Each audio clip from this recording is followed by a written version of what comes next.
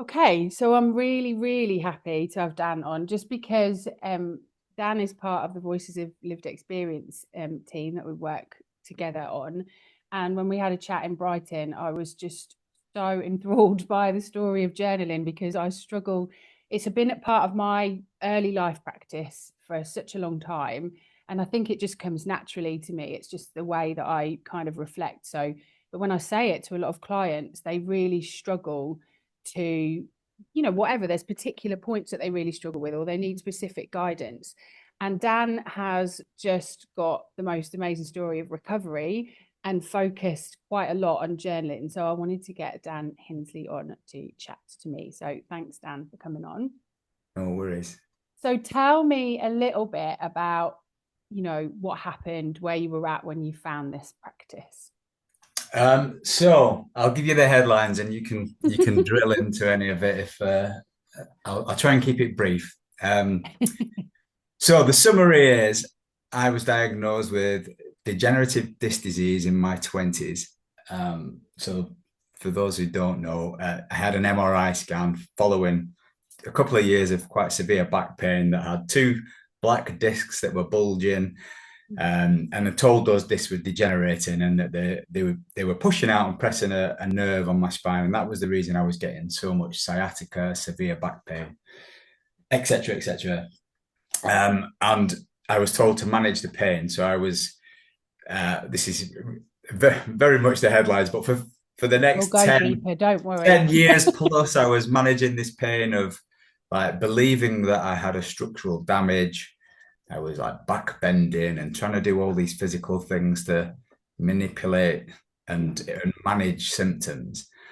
But then again, every now and again, I was Googling like developments in back pain, treatments in back pain. The surgeon that I'd originally met had told me that I should manage it and put off surgery as long as possible, because as technology advances, there'll be new technologies, and I'll have more chance of a successful surgery. So just hold off as long as possible. So every now and again, I was checking on the internet for developments, and I came across some work by another surgeon who had said that he MRI scanned 100 people, or if he MRI scanned 100 people, there'd been some studies done that a large percentage of them, I can't remember the exact figures, I think it's over 70, somewhere around 80 maybe, but most people have degeneration in the spine, but don't experience pain. And he was suggesting that there was an emotional element to the experience of pain, and that what happens is basically we push the system. We were experiencing all this chronic pain. We push the system for answers. They don't know what's wrong with you because they can't find it. So they send you for an MRI scan, find what is a normal abnormality, and then link the two together. So then you become fearful of this weakness that you have. But he was saying that that's not true, and that most people have those similar MRI scans that I had, and that the pain he believed was from emotional suppression, and that he was treating most people successfully with journaling exercises, Uh-huh. um, and addressing things like adverse childhood experiences, etc., through journaling as a therapy than he was in surgery. And he had quit becoming a surgeon. He'd quit surgery. And so Wow. that's how I came across it. Initially, yeah, was that surgeon who prompted that, put that Yeah. idea in my head. And there was another in those searches. There was also a guy called Dr. Sarno who was very much on the same page, and a handful of other sort of clinicians that were talking about this experience of pain being suppressed emotions, Yeah. not physical. So Kind when of you manage. found that out, how did that sound? Because some people would be like, ah, pish, it's just a load of old Yeah, pods. that I did that. Yeah. I thought you might have. I thought you might have.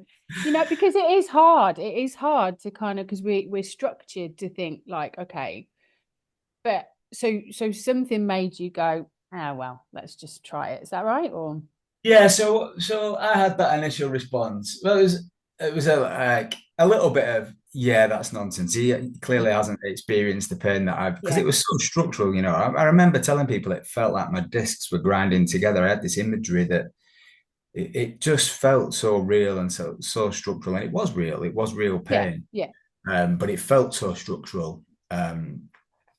But yeah, so one of the things that he'd suggested, one of the exercises was a timeline exercise. So where you draw a line across a piece of paper, you put all your symptoms across the top, and then all the major life events along the bottom. Things like things we all have, you know, changing schools, divorce of parents, or death of grandparents, or whatever. All these life events across the bottom, and then look for correlations. So there was one thing that stood out clearly. I had an adverse child experience. My friend was murdered when I was 16, and that was on the list. So It's it huge. sort of became, I could see it, and there was other things, you know, other things that had happened in life sort of correlated with illnesses and through my childhood, etc. Mm. So I could see the pattern, but and I tried it actually. Initially, I tried a little bit of journaling, and then it just made me depressed. Um, Yeah. so I ignored it. I thought, this is nonsense. It feels so structural. I don't see any benefit in being negative, and what I saw as being negative. Let's be positive. Yeah. Yeah, going into the part, yeah. So toxic positivity just continued to suppress any feelings from the past, and just dismissed it. And then it Mm. was the thing that really triggered it was like over a couple of year period. No, I can't. Yeah, I saw patterns coming back. So I was in the technology industry. Every time it changes really quickly in that industry, and there was a period where I had a new like director every quarter almost for about, and every time that happened, I noticed a severe flare up in my Yeah. pain, Yeah. and that's when I stopped to look at it properly, and I thought, there's something in this. I need It to takes address a it. bit of drip feeding sometimes to actually just do that practice and think, "Oh, I'm feeling a little bit better." So how bad was the pain at its worst? So early 20s is really hard to be told something like that. Like actually, really, basically, your back's buggered. You've just got to manage this. Yeah, It's pretty traumatizing in itself to be told that early doors. it is. Yeah. How bad was it? So the first thing is that I came out with this positive thought. So this is the thing, I was a super positive person in my mind. And it was like, right, I've got this thing, but I'm going to deal with it. I'm going to have the best life despite it. So there's the first thing, like the belief had already been set at that point. So I'm positively going in the wrong direction from the outset. Yeah. And the pain just became, it came in flare ups. So it would be really severe. When it was severe, I couldn't walk. The pain would be shooting down both legs. Trying to sleep at night, you're trying to turn over, and you've got these shooting pains down the spine. It was. I remember being stuck on the toilet and my wife having to get me off, and Right. Yeah, just it's really really, awful. Yeah. and the pain and the pain flare ups would ease. And now looking back, I can see Mm. they would come at stressful points in life, or around particular things that I was suppressing, or things that were triggering emotions from the past would be causing those flare-ups. But at the time, I didn't know. So the thing was, because you think you're damaged, I gave up all the Yeah. things that I couldn't. I believed I couldn't run. I stopped playing football. I couldn't play golf. I was a really active person. Yeah, all But the in my things you positive love mentality, doing. I Yeah. found other things I could do. But I'd given up. I'd given up pretty much. I found that life wasn't doom and gloom. I still found things to Yeah, find joy, of course. Yeah. but this belief that I was damaged was there from the outset. So it was, giving up a lot of activities, etc. That It that I becomes like the enjoyed. root of everything, doesn't it? This pain is guiding every decision I make, everything that I do, every choice. It's Yeah, a big deal. It's a big deal. And so yeah, when you started the journaling, when you really started to get into it, I know, like, obviously that's the nice thing is that awareness, that pattern of like, oh, I see now what's happening, and it's like a light bulb's gone off, right?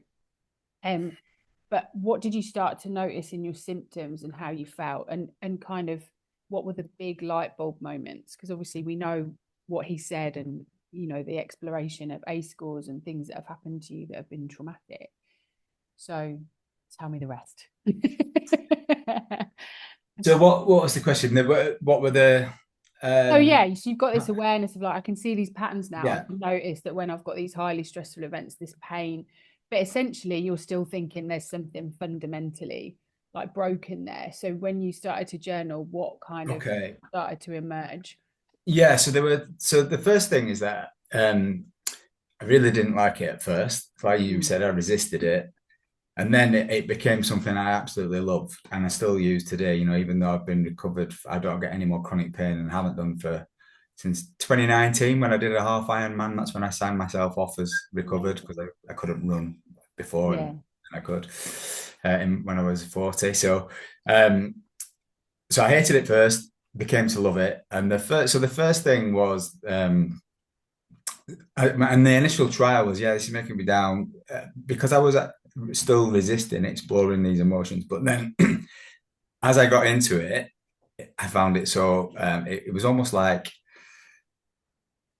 I set off a journaling about a specific event, for example, and I picked some of the easier ones, like I didn't go down to the thing that was causing most of the trouble, Yeah. but I picked Yeah.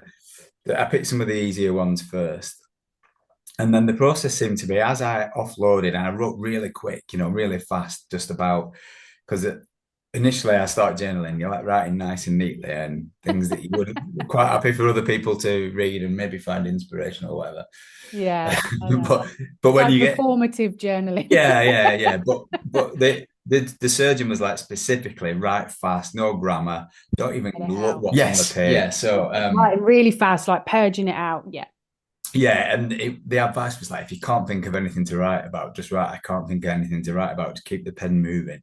Yeah. And then what the process was is I thought I knew what I was writing about, and then things would come up when I look at what was written, and like, where on earth did that come from? And it was clear that's what started to amaze me is that yeah, I would set off like even answering the question like why am I in pain? And I'd set off writing 3 pages about why. It was always 3 pages. And the process seemed to be the first page with the first bit was always like what I thought was the thing, and then it'd go a bit deeper. And then by the end of it, they're like, where on earth did that come from? And that's what I found amazing. Like it was like a way to tap into some really deep beliefs and um, things that I wasn't even aware that I Yeah. was thinking or feeling. Um, So like a and real that's, deep dive and then diving into those emotional elements. Was there like yeah, it's kind of surprising what you see on the page sometimes as well, which yeah. can be a little bit frightening, a little bit, it can set you a bit off edge, but then at least it's there. At least we've discovered what's there. Um, Emotionally, how did you manage that? Because obviously you're finding stuff out about yourself that you've obviously covered up nicely with this positive, I'm the same as well. So I was like, fine, fine. Yeah. I think because I was such a like a proactive person, and I think part of that, personality trait of being quite driven to Hmm. make the most out of life and was probably one of the things that got me into the problem of being in chronic pain, like Yeah. um, that sort of personality that does keep pushing, pushing, pushing. And now I understand where that comes from through journaling. But actually, on a flip side, the good thing is once I actually got a whiff of that this was beneficial for me, I just went full in on journaling about anything and It everything. sounds exactly Yeah. like me. This is working. I'm going with it. Yeah. Yeah, so yeah, and I started to. I think this emotional stuff comes up that I didn't know was there. Um, and then I think it does take some bravery to start to sit with it. Once I realized it was there, I'm like, okay, I need to. There are some things that quite obvious one was like grief, for example. Yeah. Back in the 90s, would it have been? Yeah, my sort of grief counselling was, um, how are you feeling? Yeah, I'm all right, thanks. Okay, let's go. And that was it. It's funny, isn't it? Yeah. I never had anything. There was no professionals, no counselling, no suggestion of it. Um, so I just positive thought my way out of that situation. So Yeah. and like refuse to feel any of it, which is a survival mechanism, you know. So It's working in your favor yeah, in lots of ways. It's keeping you moving, keeping you going, but exactly. actually causing this. And I think you're right. You know what you say about those MRI type things. I can remember, someone checking me for ankylosing spondylitis, and they're like, "Look, don't worry, because you're going to find some damage. That's just normal for everybody." But it's nice. It's nice when you find people that say it as it is. So Mm, there might be another reason for this. And it doesn't mean that it's right for everybody, but it certainly obviously was right for you. So you've gone from chronic pain, struggling to get off the loo some days, pain down your legs, struggling to sleep, going through this process and obviously learning a lot about yourself and as well, because it's not just, oh, I'm getting out of pain. You're learning about patterns and obviously how to move through those with ease to create less of this emotional suppression and actually not be like right out there totally emotional, but learn how to manage and become regulated with those emotions. mm. How has life changed? Because obviously you said now I couldn't run, I was avoiding running, avoiding football, which is actually for guys as well, it's a really great thing to be part of team sports, to be really, proactive and things like that. So it's Mm. hard, it's a really big thing to give up because it isn't just physical, it's social, it's everything. To now, so you said in 2019 you signed yourself off, which is a nice thing. I've signed myself off sick. Yeah, yeah. So I don't experience any chronic pain at all. There is that was a sign off for the release. There was a question about what is recovery, and I still think recovery means different things to different people. But Absolutely, yeah. on one level, on a physical level, it was, can you do what you used to do before? So I just wanted to pick something that I couldn't have done before, just Mm, to like rubber stamp that this is not physical. So that bit, so physically recovered, and then I don't think you don't recover from being a human, do you? So it's like no. so life is now is like physically I can do everything I used to do before. I'm more. I'm fitter now than I was in my 20s. Yeah. Mainly I don't drink anymore. Yeah. But Yeah. in my 20s, I was That helps to drinking and suppress quite a staying lot as out late. well. Yeah. Yeah. Yeah. So yeah, so I'm quite so that's changed. So from a physical level, all good, and then the work continued emotionally. So um what my pattern was, or what my experience was, yeah, everything came back physically, but then I had this new thing where I started feeling things that emotions that I never used to, and Yeah. that became the new work, like so I didn't get pain, but I would get quite a lot of anxiousness, or Yeah. so that I just applied the same techniques as if it was the pain, start looking Mm. at these feelings that were no longer pain, so I would take them. But Yeah. it was much better. But still, it was like, what's this? Like feeling in my gut or in my chest, or like Yeah. what? And start to apply the same thing. I would journal about that, and I would sit and accept those, and become. The key was to become bigger than the emotion. So the emotion Yeah. didn't overwhelm. It's like the pain used to overwhelm. Then the emotions came up, and occasionally emotions overwhelmed, and then just expanding the awareness that you're not the thoughts and you're not the emotions, That's and it. and and It's and part of build, just a process and yeah. yeah, just Yeah.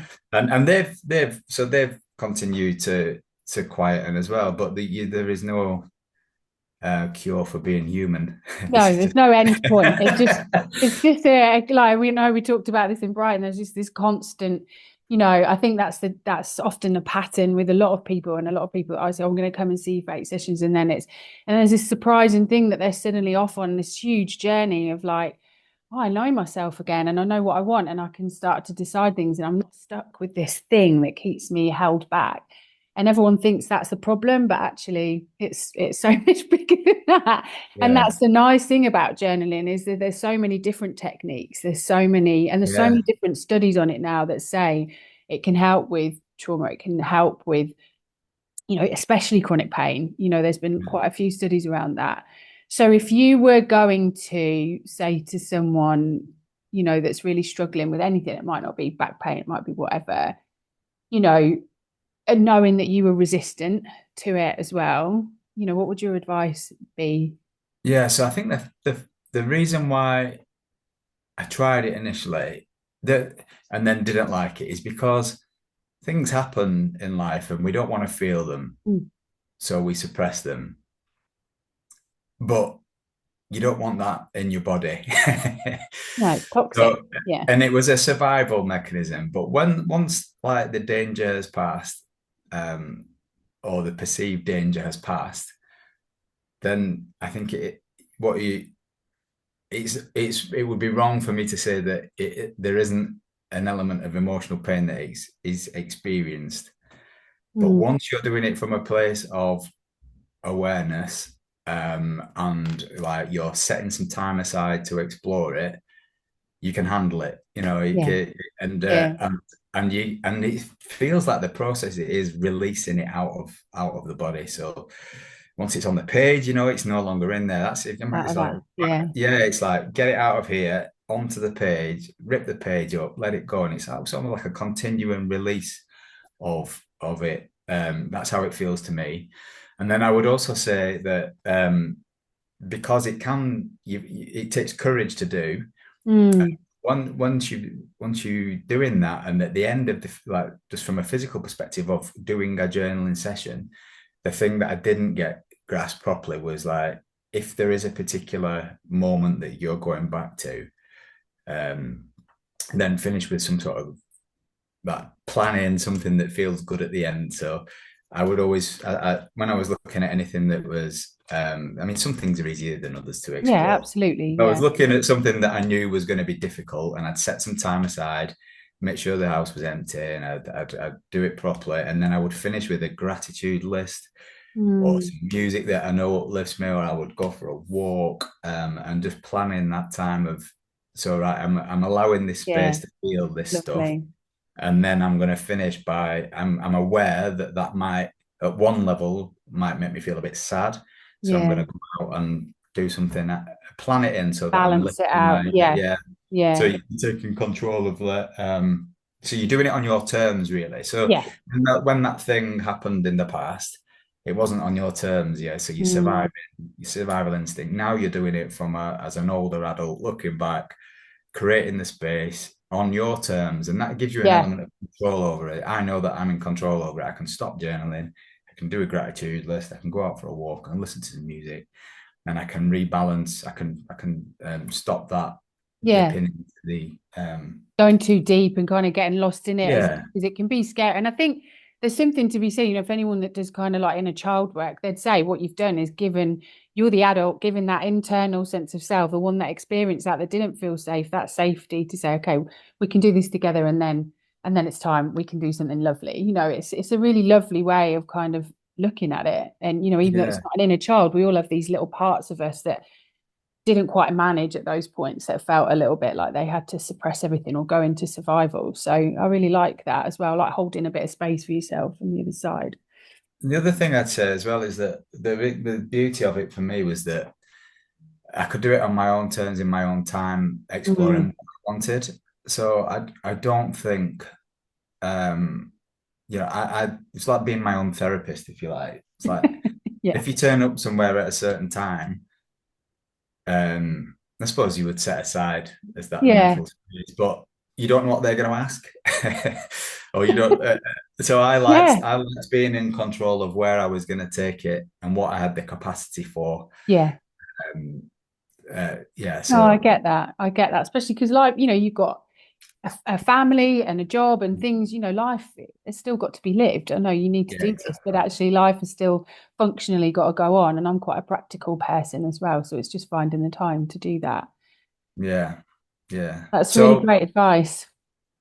yeah, so I loved it now, and still use it. Um, yeah, lots of different techniques, aren't there, and different There are, tools. and it's nice too, because I feel like I boss everybody around saying journaling's so great, but it's nice to see another advocate for it as well, and to see the proof. I think for the people that are a bit resistant, I know I've used all sorts of different practices over the years, but I know when I'm not really coping very well when things are coming up, then I use like a bit of a journaling practice in the morning, and I always feel like, oh, I'm kind of back in my body again. I'm not up in my head and these anxious thoughts. It can feel but it's just a dump. It's just like I always say, it's a bit of a brain vomit, really. It's getting it out of there, so it's not affecting your nervous system all day. And I know a lot of creatives will say that as well, that you can't write, you can't create anything while it's all in there. So you need to kind of purge it out. So it just makes total sense to me, but I know it doesn't always to everybody, particularly when those things that they're journaling about are a little bit tricky. So there's some really great advice in there. And thank you very much, Dan, Yeah, no worries. coming No on and worries. having a chat with me and proving that it actually does work and that I'm not bonkers. No, absolutely not. No, and worked for many others as well that I've come across too. So yes, not Yeah, bonkers. Great, good stuff. that's brilliant, Dan. Thanks for joining me. No worries.